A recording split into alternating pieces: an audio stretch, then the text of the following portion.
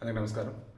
Seriously after long time అండి ఆంధ్రప్రదేశ్ సంబంధించి ఈ హిందువులకి, ముస్లింలకి, క్రైస్తవులకి అందరూ కూడా ఒకేసారి పండుగ అంటే ఇదని చెప్పవచ్చు. గణేష్ గోల్డ్ తాకట్టులో ఉన్న బంగారాన్ని విడిపించి కొనబడును. సంప్రదించండి 9966651144.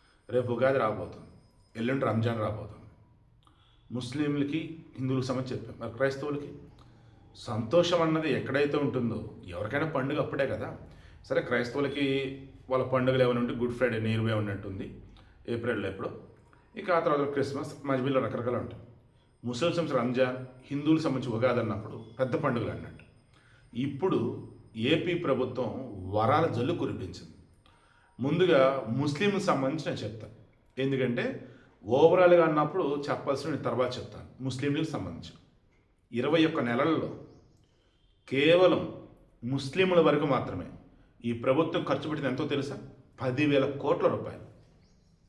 ఇందులో ఆడవారికి సంబంధించి, మగవారికి సంబంధించి, మరలా చెప్తున్నా, ఆడవారికి సంబంధించి, మగవారికి సంబంధించి ఆర్థిక స్వాతంత్రం, ఒకరి మీద డిపెండ్ అవ్వకుండా, వయసు మీద పడ్డ వారికి పింఛన్లు, వయసులో ఉన్న ఉద్యోగాలలో ఎదగాలి అన్నప్పుడు ముస్లిం ఫైనాన్స్ కార్పొరేషన్ ద్వారా ఫండ్స్, లోన్లు, ఆడవారికి దీపం పథకం కింద ఉచిత గ్యాస్, పిల్లలు కనుక చదువుకున్నట్టు తల్లికి వందనం కింద డబ్బులు, ఇలా పోస్ట్ మెట్రిక్ పిల్లలు చదువుకుంటున్నారు కదా, వాళ్ళలో పై చదువు చదివిన వాళ్ళకి వచ్చే స్కాలర్షిప్లు, చదువుకి సంబంధించి, వారి యొక్క ఆర్థిక ఎదుగుదలకు సంబంధించి ఎక్స్ట్రాడినరీ వేలో ఈరోజు కూటమి ప్రభుత్వం బకాయిలే ఉన్నాయట. జగన్ హయాంలో 45 కోట్ల సమేత రిలీజ్ చేశారు. ఉర్దూ యూనివర్సిటీ ఉంది, దానికి జగన్ హయాంలో 1,00,000, 2 లక్షలు కేటాయిస్తే ఈ కూటమి ప్రభుత్వం వచ్చాక 7 కోట్లు కేటాయించారు. ఇక మెయిన్గా ముస్లింలు అన్నప్పుడు ఇమాములు, మౌజంలు అని ఉంటారు మసీదులలో. ఇమాముకు వచ్చేటరికేమో 10,000 రూపాయల చొప్పున గౌరవ వేతనం అనొచ్చు, ప్రోత్సాహం అనొచ్చు, మరి ఐ డోంట్ నో ఏమంటారో, వారికి ప్రభుత్వం సైడ్ నుంచి 10,000 రూపాయలు, అంతే, గౌరవ వేతనం లాంటిదే. వాళ్ళ మతానికి వాళ్ళు సేవ చేసుకుంటున్నారు, దానికి మరి డబ్బులు దగ్గర నేను గతంలో మాట్లాడాను. కానీ వారు అది తప్ప ఇక వేరే ఏమీ చేయరు, మరి వాళ్ళకి డబ్బులు కావాలి కదా, ఒకరి మీద డిపెండ్ అవ్వకుండా అన్నప్పుడు ప్రభుత్వం ఇస్తుంది అని చెప్పేసి గౌరవంగా ఇస్తున్నారు. ఇక మౌజంలో వారికి 5,000 రూపాయలు ఆల్రెడీ రిలీజ్ చేశారు. సో ముస్లిం సోదరులు నేను అడుగుతూ ఉన్నా, ఈ కూటమి ప్రభుత్వానికి సంబంధించి అధికారం రావడానికి ముందు కూటమిగా ఏర్పడ్డారు కదా, అప్పుడు చాలామంది మిమ్మల్ని ఏమని భయపెట్టారు? చంద్రబాబు నాయుడు, పవన్ కళ్యాణ్ బీజేపీతో కలుస్తున్నారు, ఇక ముస్లింలకు ఇబ్బంది. ఒక్క ఇబ్బంది అన్నా ఉందా ఈ 21 నెలల్లో? అదే జగన్ హయాంలో ఎన్నెన్ని దారుణాలు జరిగాయి. ముస్లింలకు సంబంధించి స్కాలర్షిప్లు కావచ్చు, పిల్లలకి ఇచ్చే స్కూళ్ళకి సంబంధించిన నిధులు కావచ్చు, ఉర్దూ యూనివర్సిటీ సంబంధించి కావచ్చు, తర్వాత వచ్చేసి వీళ్ళు ఎదుగుదామన్నప్పుడు ముస్లిం ఫైనాన్స్ కార్పొరేషన్ డబ్బులు ఇవ్వకుండా ఆపటం కావచ్చు. ఇలా పేరుకే జగన్ మైనారిటీకి ఫేవర్గా ఉంటాడని తప్ప చేసింది ఏమీనా. బట్ ఇప్పటికీ జగన్ అంటే ఫేవర్ ఉన్నటువంటి ముస్లింలు ఎరుగుతున్నారో గుండెల మీద చేసుకొని రంజాన్ పవిత్ర మాసంలో మనస్ఫూర్తిగా ఆ అల్లాని స్మరించుకొని గత పాలనకి ఈ పాలనకి డిఫరెన్స్ ఏంటో ఆలోచించుకోండి, ఓకేనా? సంతోషంగా రంజాన్ జరుపుకోండి. కమింగ్ టు ఈరోజు స్టార్ట్ అయింది దివ్యాంగ శక్తి అన్నట్టు. దివ్యాంగులకు సంబంధించి ఇక ఉచిత బస్సు ప్రయాణం. ఇన్నాళ్ళు పాపం ఎక్కడికి వెళ్ళాలన్నా కానీ వాళ్ళకి సహాయకులు ఉండేవాళ్ళు, మళ్ళీ వీళ్ళు వెళ్ళాలన్న ఛార్జీలు. ఇప్పుడు ఏపీలో ఆర్టీసీ బస్సులలో వారికి ఉచిత బస్సు ప్రయాణం దివ్యాంగులకు సంబంధించి ఈరోజు స్టార్ట్ చేశారు. ఇక పోలవరం నిర్వాసితులు ఉన్నారు, వారికి ఆల్రెడీ జగన్ హయాం ఇచ్చిన అరకొర, కూటమి ప్రభుత్వం వచ్చాకే కొన్ని 100 కోట్లు కేటాయించింది, ఆల్రెడీ ఇచ్చినారు. ఈరోజు అయితే మళ్ళీ 250 కోట్లు అంతా పంచుతున్నారు. పోలవరం నిర్వాసితులకు వచ్చేసి ఏంటి? 2 మెయిన్గా వాళ్ళకి ఇల్లు కట్టించేవాలి, ఇంకోటి వాళ్ళ భూములు ఏవైతే పోయినా దానికన్నా డబ్బులు చెల్లిస్తున్నారు. పోలవరం నిర్వాసితులకి శుభవార్త, పండుగ వాతావరణం. ముస్లింలకి రంజాన్కి సంబంధించి అన్నప్పుడు పండుగ వాతావరణం. హిందువులకు సంబంధించి ఉగాది. ఇది చెప్తున్నా. Job calendar. జగన్ రెడ్డి ప్రతి జనవరి ఫస్ట్ జాబ్ క్యాలెండర్ అన్నాడు. బాబోయ్ ఒకసారి ఇచ్చాడయ్యా బాబోయ్, జాబ్ క్యాలెండర్ లేదన్నప్పుడు ఇంకేదన్నా అన్న ఎందుకు? గ్రూప్ 1 10 పోస్టులు, గ్రూప్ 2 20 పోస్టులు, ఏంది ఇది అని వైసీపీ వాళ్ళే అన్నారు. దెబ్బతిని మేము వెనక తీసేసుకున్నారు.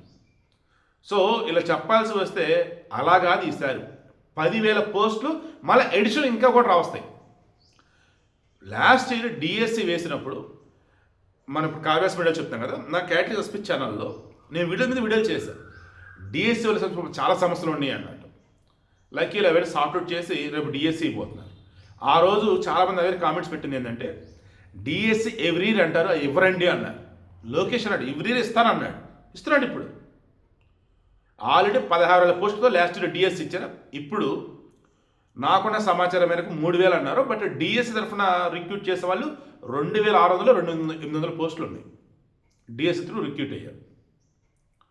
సో డిఎస్సి నెక్స్ట్ ఇయర్ కూడా మళ్ళీ డిఎస్సి ఉండిద్ది. ఓవరాల్ కూటమి టార్గెట్ పెట్టుకుంది ఈ 5 సంవత్సరాల్లో 25,000 టీచర్ పోస్ట్ వేరని డిసైడ్ అయి ఉన్నారు. ఎవ్రీ రిటైర్ అవుతుంటారు కొంతమంది, వాళ్ళకి ఇవ్వాలి కదా, మరి ఆ ఖాళీలు భర్తీ చేయాలి కదా అలా. సో ఎవ్రీ డిఎస్సి రేపు కూడా డిఎస్సి రాబోతుంది. యూనివర్సిటీలో ఖాళీలు ఉన్నాయి, ఆచార్యులు ప్రొఫెసర్లు అవి రిక్రూట్ చేస్తారు. ఎక్సైజ్ కానిస్టేబుల్ ఏంటి, ఎక్సైజ్ ఎస్ఐలు ఏంటి, పోలీస్ కానిస్టేబుల్ ఏంటి, ఎస్ఐలు ఏంటి అవి రిక్రూట్ చేయబోతున్నారు. తర్వాత అసిస్టెంట్ ఇంజనీరింగ్కి సంబంధించి, ఏఈలకు సంబంధించి అది, హాస్టల్ వాటికి సంబంధించి అది, స్టాటిస్టికల్ డిపార్ట్మెంట్లో ఉన్నది అవి, ఇలా చెప్తూ పోతే రేపు జాబ్ క్యాలెండర్ కనుక చూస్తే నిరుద్యోగులు చాలా హ్యాపీగా ఫీల్ అవుతారు. సో నిరుద్యోగులకి వరాలు, నిరుద్యోగులకి ఒక రకంగా పండుగ. ఆల్రెడీ మన అన్నదాత సుఖీభావ కింద ఆల్రెడీ రైతులకు డబ్బులు వేశారు, వాళ్ళు హ్యాపీ. ఇక ఏపీలో సంతోషంగా లేని వారు ఎవరో మీరు చెప్పండి. ప్రతి చోట ప్రతి ఒక్కరూ సంతోషంగా ఉండాలి. ఏ ఇంట్లో అయితే సంతోషం ఉంటుందో ఆ ఇంట్లో పండుగ రోజే. అలా ఏపీలో ప్రతిరోజు పండుగ అన్నట్టు వరాల మీద వరాలు ప్రకటిస్తూనే ఉన్నారు. చంద్రబాబు ముఖ్యమంత్రిగా ఉంటూ, పవన్ కళ్యాణ్ డిప్యూటీ సీఎంగా ఉంటూ, నారా లోకేష్ ఐటీ అండ్ విద్యాశాఖ మంత్రిగా ఉంటూ పోటాపోటీగా వరాలు. పవన్ కళ్యాణ్ పంచాయతీ శాఖ మంత్రి ఉన్నాడు కదా, అటవీ శాఖ మంత్రి కదా, ఆయన గిరిజనుల దగ్గరికి వెళ్ళి నేనున్నాను మీకోసం అంటూ చెబుతూ మీకు ఏం కావాలని అడిగి రోడ్లు, కరెంట్ లైన్లు, తాగునీటి సౌకర్యాలు, ఆసుపత్రులు ఎక్స్ట్రాడినరీ మేడం. స్వాతంత్రం వచ్చి ఎన్నాళ్ళైనా కనీస సౌకర్యాలకు నోచుకున్నటువంటి గిరిజన గ్రామాలు ఎన్నో ఉన్నాయి, గిరిజన గూడాలు. వాటన్నింటికి ఈరోజు అన్ని సౌకర్యాలు అందుబాటులో ఉంచడం పవన్ కళ్యాణ్. అండ్ ఇంకా చెప్పాల్సి వచ్చినట్టు అడవులను కాపాడాడు. ఇలా ప్రకృతిని కాపాడుతూ ప్రకృతి బిడ్డలకి తోడుగా ఉంటూ తన పాలన బ్రహ్మాండంగా ముందు తీసుకొస్తున్నాడు పవన్ కళ్యాణ్. నిరుద్యోగుల పాలిట ఎస్పెషల్లీ ఎవరైతే టీచర్ ప్రిపేర్ అవుతున్నారో వారందరి కోసం నారా లోకేష్. ఇక రాష్ట్రం అంతా అన్నప్పుడు నేనున్నాను మీకంటూ చంద్రబాబు నాయుడు. ఇది కదా మనం కోరుకున్న పరిపాలన.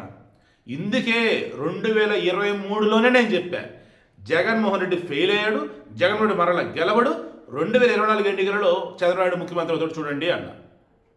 సో అదే జరిగింది. సో వీడియో క్లోజ్ చేస్తున్నా. మనస్ఫూర్తిగా అందరికీ ఉగాది పర్వదిన శుభాకాంక్షలు, రంజాన్ పర్వదిన శుభాకాంక్షలు.